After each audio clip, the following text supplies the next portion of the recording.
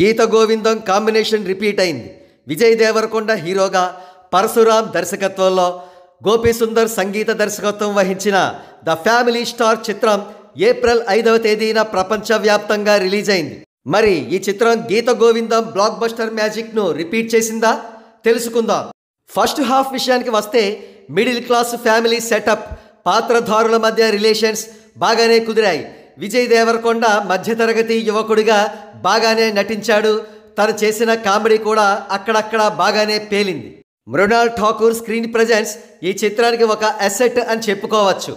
విజయ్ మృణాల్ మధ్య కెమిస్ట్రీ కూడా బాగానే వర్కౌట్ అయింది.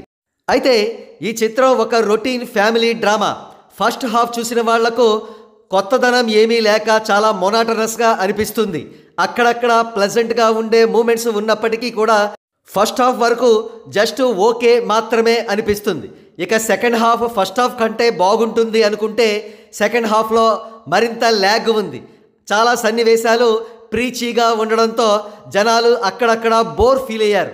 అయితే దురదృష్టకరమైన విషయం ఏమిటంటే గీత గోవిందంతో కంపేర్ చేస్తే ఈ చిత్రంలోని మ్యూజిక్ పూర్తి లెట్ డౌన్ అని చెప్పవచ్చు.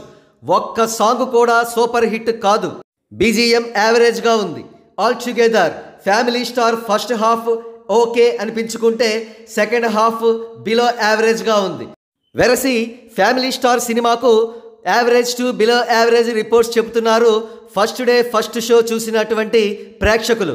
అయితే ఈ సినిమాకు ఉన్న అతిపెద్ద అడ్వాంటేజ్ ఏమిటంటే లాంగ్ వీకెండ్ ఉండడం మాత్రమే కాకుండా రాబోయే 10 రోజుల్లో అనేక పబ్లిక్ హాలిడేస్ కూడా వచ్చాయి.